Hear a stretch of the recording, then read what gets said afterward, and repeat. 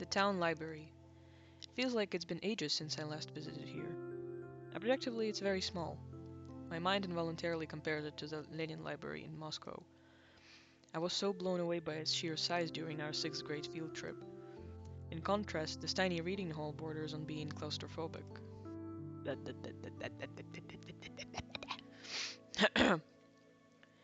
Its walls are the same shade of green as the school cafeteria or the corridor of a children's clinic, and yet I still feel right at home. The book selection isn't huge, and I've read through pretty much everything I was interested in multiple times, but it's a quality over quantity kind of thing. We have some wonderful editions of the classics. I've heard most small town lib- I've heard most small town libraries get low quality prints, so I suppose that's where our close town privilege comes in. I wonder if the same applies to cinema. I'm too shy to watch movies all alone, so I don't know a lot about the local lineup. I should ask Marina about that. Asinka, long time no see. Where have you been, sweetheart? Hello, Lilia Ivanovna. I'm sorry, I've been going out more. Oh, that's lovely. Don't apologize. I always said a young girl like you shouldn't spend all of her days cramped up in here. But I like being cramped up in here. I missed it. Lilia Ivanovna smiles. She's the librarian. It's not that we're particularly close, we just exchange some pleasantries whenever I come by. So I didn't expect her to be happy to see me again. I suppose she doesn't get too many visitors. I feel a pang of guilt deep in my chest. Actually, do you have, Angelique by Anne Golan? Oh dear, I'm afraid we don't. But you know, my daughter used to love those books a lot. I'll ask if I could lend you a few volumes. Oh, you don't have to. Please, it's no trouble at all. You're a sweet girl. I'm sure she won't mind. I thank you so much. Of course. Aw, gee. Now I feel even worse for not stopping by. Next time I'll bring Lilia Ivanovna a box of chocolates. I browse the shelves. It's a bit of a shame I can't see what Angelique's all about. But I'm not really in the mood for something like that, if I'm being honest. I want to read something familiar, something easy, something like 100 Years Ahead by Kir Bulachov. Perfect. I sit at my usual spot. It's probably embarrassing to read children's books at my age, but I don't want anything heavy today. I don't want anything sad. I've read this one so many times before. If I were caught by Nazis and the only way to live was to recite a passage from this book, I'd probably survive.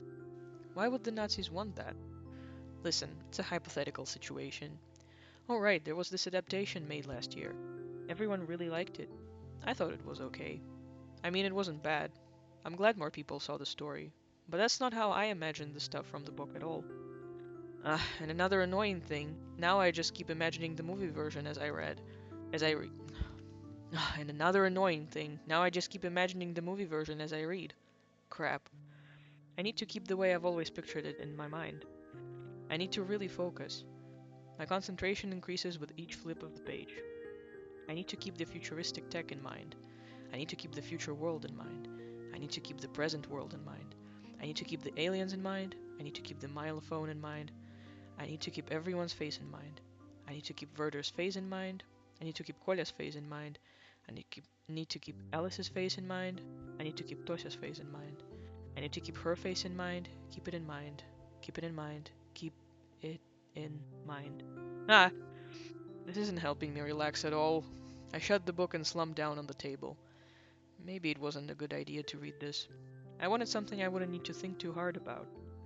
Well, it's no biggie. The kids section has plenty of other stuff. I get up and go to grab something else. A fairy tale will do. Maroska. This is a really good edition. Something about it always fascinated me in a way I found hard to place. Perhaps it was the tone.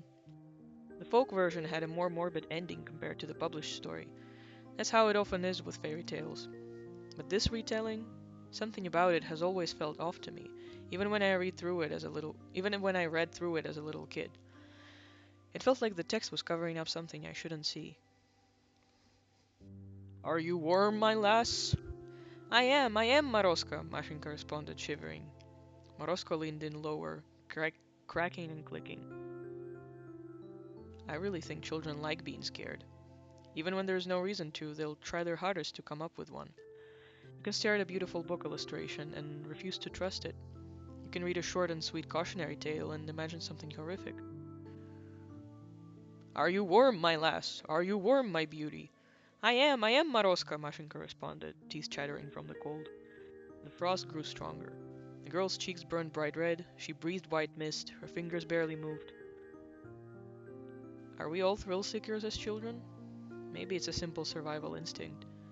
Always prepare yourself for the worst. Always imagine a scary face staring from the dark. Always think twice about what hides behind a smile. Are you warm, my lass? Are you warm, my beauty? Are you warm, my dear? Oh, so warm, Maroska, the girl responded, her voice growing silent. No, that doesn't sound right. What a depressing life it would be if we always had to scare ourselves into experiencing its best moments. At least I'm not like that anymore. I don't imagine scary things where there are none, because I know the world better than that. I know there is way more to love than there is to despise or fear. It's not some impulsive real it's not some impulsive emotional choice, no. It's the only rational conclusion to everything. Then Marosko took pity on the girl. He wrapped Mashinka in a heavy fur coat, covered her in a blanket of snow, and warmed her up. Right. I'm flipping through one stunning picture to another. This is far more enjoyable than the original. The folk tale is predictable. It's so simple and crude, it's underwhelming. The good girl respects the rules of the ritual and lives. The bad girl breaks the rules and rides back to her mother as a frozen corpse. It's an interesting piece of folklore, but the idea of it, I'm not sure what a modern kid can glean from that. Maybe Gaian was right. I am getting rebellious. Although, if we look at Maroska, the entity, as if he were the extension of the universe's will, oh, I think I'm getting it. The real meaning. Of course, that's what it is. Maroska is the natural order. It's the will of the world. Yes, you may fear it. You can find yourself in a situation where any positive feeling towards it may seem impossible, but you must gather all your strength to love it still. And then, you will surely be rewarded. Yes, yes, yes. How have I never noticed it before? It's been beating me over the head all along. Now I see. In that sense, it's an incredible story. In that sense, every child across the world has got to read it. I look down at a page I've never seen before. It's Maroska and Mashinka, and every other character's face smiling wide and looking right at me. I did it. I got the message. The lesson you've been trying to get through to me all of these years. I finally understood it.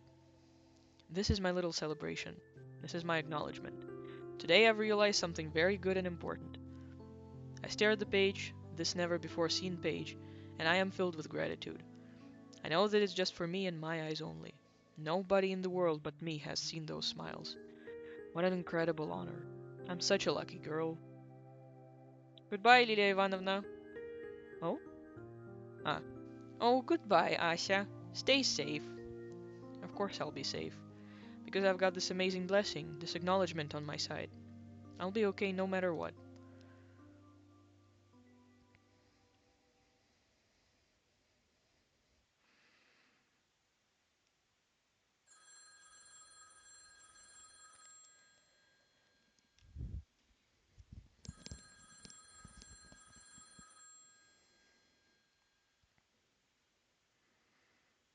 Hello?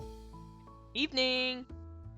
I hear Marina Chiri's vo- I hear Mar- I hear Marina's cheery voice on the other end of the phone. Good evening, Marina. You're late.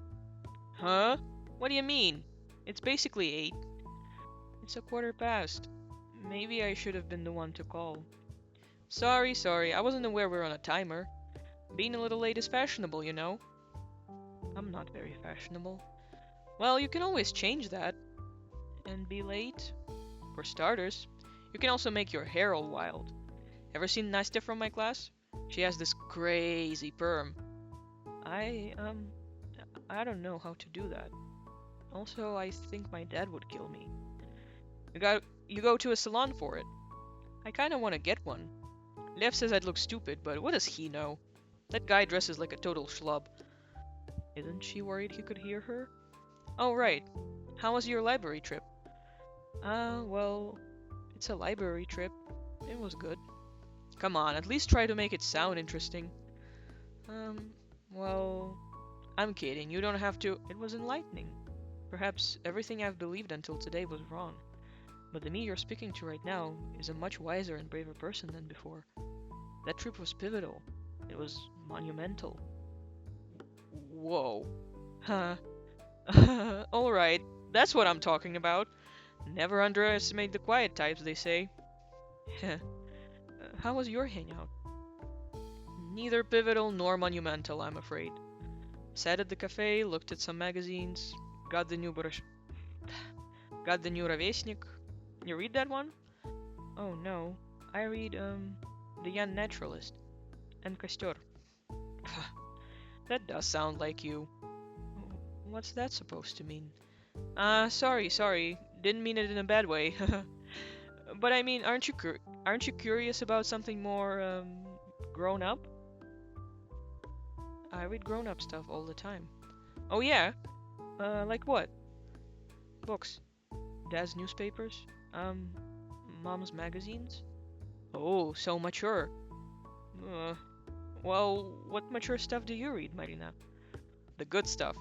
Ровесник, Workshift, Работница, Fashion of the Socialist Republics. How's the last one mature? You know what, Aishka? I gotta lend you some of those. You'll love them. Huh? I don't know. I'm not really into. No, I'm serious. You're gonna love Workshift. They had this crazy story about a drug dealer last month. You have to check it out. There was one about a foreign prostitute or something a couple of issues ago, too. I look for it. Those do sound really interesting. Alright. I'm not sure my dad will like me reading that, though. That's so. Well, then, we can read together. Really? Yeah. I'll bring some this week. Okay. To be quite honest, I've been curious about those To be quite honest, I've been curious about those publications for a while. Last year, I even bought myself an issue of Ровесник. I read all of it in one sitting, but then Dad found out, and well, it wasn't worth it. I guess I could just buy the issues and read through them right away. Then, I could throw them away, but that sounds really wasteful. Oh, maybe I could donate them to the library? That's not a bad idea. That's not a bad idea at all. Although, if Marina will share her magazines with me, I might as well save my allowance. Right, so let's get back on topic. Hmm? The reason I called you. Yes. There's a long pause on the other end of the phone, almost as if Marina was bracing herself. Remember our talk about Ira's condition? Of course. Of course. Well, here's the thing. I told you how Ira can get into these states when she isn't quite there. Usually she could snap out of those. It took some time, maybe a couple minutes, maybe even hours, but she got over it. And as time went on, it grew more and more difficult. The treatment helped.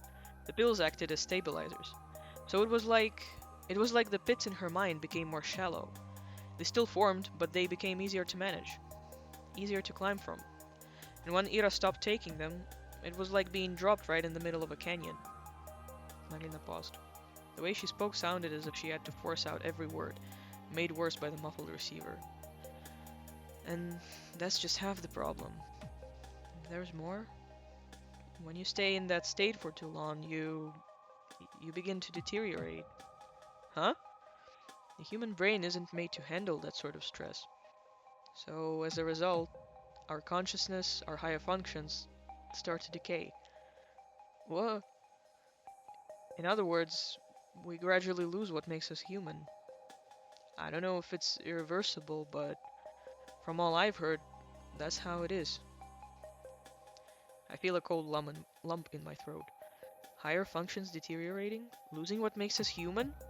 Just what the hell kind of illness is that? When we saw Ira that day, it seemed like she'd been out of it for hours. So there's a high chance that if she didn't snap out of it soon after, her consciousness began to fall apart. But here's the thing. She couldn't have run off in such a state. Finding a place to hide would be extremely difficult. She wouldn't be capable of coming up with a covert hiding spot. At least not anything that multiple search parties would manage to overlook. So what do you think she did? She went home. Huh? You know how walking home can kind of feel like autopilot? It's not something you need to actively think about. So even if Ira became completely dazed, it's very possible she still found her way home, although it must have taken her a while. I don't get it. She was declared missing that same evening. If she came back, why would they file the report? I think they really did believe she disappeared. I told you, it could have taken her a very long time. Hours even. Ira's mind was in tangles. She likely had no clue how long it took. So, what you're saying is, Ira's parents filed a missing report when she didn't come home as usual. That was probably late at night. Yeah, the report was filed somewhere after 11. Mm-hmm. Then, after they already called the police, Ira returned. Yep. So why wouldn't they call off the report? She sighs. Well, that's the nasty part. Huh? Let's say Ira showed up a couple hours later. At 1, maybe 2, something like that. Consider the state she would be in by that point. Consider how Ira kept her condition secret. How she avoided both her home and public spaces. For all we know, it was her parents' first time seeing her like that. And if it was in that extreme a state, head hanging low, blabbering nonsense, legs unstable, well, at first they probably thought she was drunk or high. They screamed at her, they demanded to know what she was doing, where, with whom. But then they'd stop. They'd realize something was wrong. Maybe they'd feel it in their gut. Something about the way she slumped against the chair, or the way that she kept muttering nonsense, or the way that her eyes seemed both glazed over and alert at the same time. It had to be unsettling. No, more likely really freaking scary. So, they might have panicked. Panicked? Well, maybe that's the wrong word. They tried to be rational. A panicked kind of rational. Do you remember our talk at the cafe? Yes. Their family has a reputation to uphold. Whatever remains of it, at least. Their daughter is already the problem child. The difficult, the unstable one of the bunch. What do you think people would say to Ira coming home looking like she shot up God knows what substance? Or better yet, returning way past midnight, mumbling like a lunatic? You're not saying that? I'm saying that it would be inconvenient. It would exacerbate every problem the family already had. So in their minds, the best short-term solution would be to wait it out. Wait for Ira to come down from whatever drug she was on. They would announce that she returned only when she's presentable. But if she never came down, they probably thought she'd be okay by morning. But if not, well, then wouldn't they take Ira to the hospital? I doubt they would. They wouldn't want the public to see her in such a state. And Ira's mother is a nurse. She'd probably try to handle it by herself. But that's... Wouldn't they say that she was sick or something? Why keep the report? She still came home from... She still came home under suspicious circumstances. Perhaps they thought it would be better to come up with something first. They thought they'd let her recover and then declare she's back. But before they knew it, a couple days have already passed. Calling off a report like that so quick would also be pretty embarrassing, you know. I... That's still... This all sounds a little far-fetched, but also, I can't deny the possibility. I don't know Ira's parents personally, but even I'm aware of how dire their reputation is. Would they really go this far to protect it? Are people really capable of things like that? Crap. Huh. Crap indeed. But if everything is as you said it is, and Ira still hasn't come down, that means, yes, her condition is only getting worse. We have to do something. I look around. The TV is still playing in the living room. For a couple of seconds, I stare at the door, holding my breath. Aisha? You good there? Yes. Yes, sorry. It's okay. I just need to be quieter. Oh, I see. But yeah, I agree.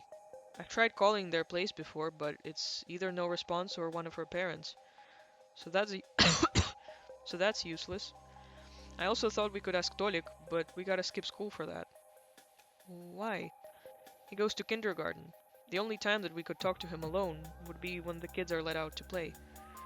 But that would overlap with our lessons. I can't really skip.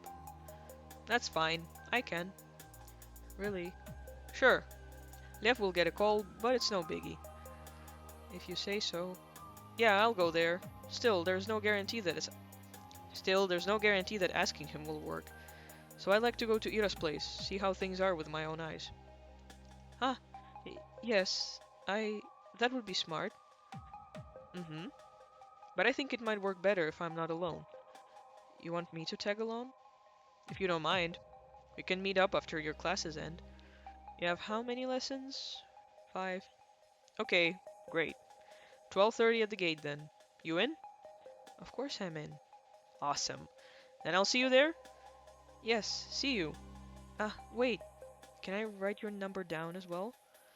Yeah, of course. I mark it down on the notepad I've been doodling in. Okay, got it. Now you can annoy my brother all you want. I'd never. I'm just joshing. Good night, Aisha. Good night. Beep.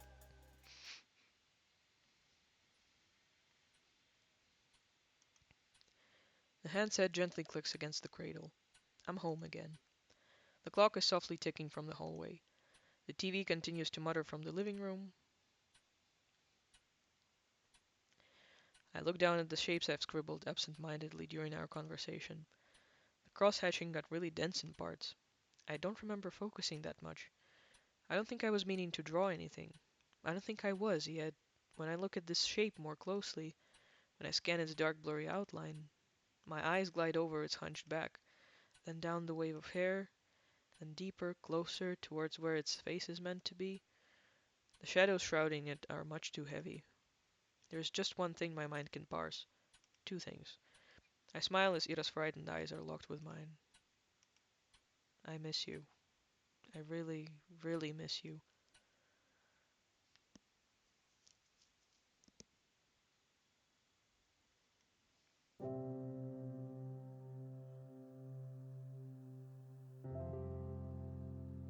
The sky hangs low. The teacher is droning on about some historical battle by the blackboard. I can't force myself to listen.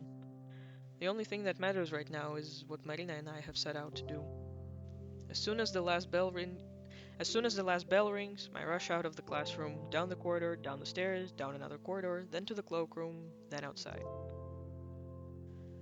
A wave of cold hits my defenseless face, so I hastily tie the scarf that I've left hanging loosely from my neck. Aisha! Marina's waving at me from Marina's waving at me from the gate. I start running towards her, but Map. Ow. Die, German spy! Some kid manages to snipe me with a snowball. I wobble, feeling chunks of it falling and melting in my hair. Whoa, that was one heck of a shot. Whoa, nice throw! Okay, maybe don't praise it. I mean, who the hell do you think you are, aiming at ladies like that? Ladies? What ladies? She's with the spy. Get her! Huh? A barrage of snowballs flies at Marina, though unlike me, she successfully covers her head. What the hell? Gleb, Danya, I'll tell your moms. They don't like you anyways. Ugh. Aisha, let's go. Grab my hand. Yes, let's. We run across the yard, our poor size catching the brunt of the artillery fire. Geez, where did they learn to throw like that? Honestly, it's pretty amazing. They must be great at lapta. Do children play lapta anymore? The hell's that about? Stupid kids. When I get their asses... Marina huffs, slapping snow off her battered coat. I do the same, until a rather unpleasant laugh sounds nearby. Nice running, you hens. Huh? Dragon walks through the schoolyard to us, completely unfazed. Marina grits her teeth. Vadik. Hey, you there. Why aren't you firing at him, huh? Oh yeah, why aren't you, guys? Say it loud and clear. 'Cause you're our boss. Aye aye. Heard that? What? Are you like their nanny? Their boss? Clean your ears. A boss? What does that mean? We have a contract going is what I mean. A mutually beneficial agreement. Capitalist pig. Aisha, let's report him. Contract? It's simple. I let them see some of my hottie's card deck. In exchange, they give you to a little workout every time you cross the yard. Great show, by the way. What? What kind of card deck? Wouldn't you like to know? It's like normal playing cards, but with sexy chicks printed on them. There's naked ones too. Whoa. Huh. Where did you even get that? Found it in my brother's room. He had it stashed in the back of a drawer. How classy. Show. Eh? Fat chance. Do I look like I'm giving out freebies? Psh, bet that stuff's all crusty anyways. Crusty? Nah. They're in pristine condition. Meant only for the initiated, which you're not. Wow, we've got a secret society over here. What's the name? Porn Poker League? That's catchy, I'll give you that. I don't think we should be talking about this. Right on, Shubina. It's unbecoming for a woman of Komsomol to use such expressions. Is it becoming for a man of Komsomol? Is it becoming for a man of Komsomol to carry stuff like that? Look who's speaking. And anyways, you made a dumbass deal like that just to have us bombarded with snowballs? Pretty much. Are you 5? Why? It's payback for having me run your stupid errands. I think it's pretty fair, no? Errands? Right. Forgot to tell you yesterday. I called him right after we talked. Eh? He's coming with us to Ira's apartment. Oh. Oh, what? Yeah. Yeah. My eyes dart from Gaiden to Marina, hoping that it's all a joke. I knew we weren't exactly going to have fun, but I'd really rather not talk to him longer than I have to. But why? I have a hunch that simply asking them to come inside won't work. That's when we'll have a use for Vidic's brainless brawn. Brainless? Me? Aren't your own grades in the shitter? Huh?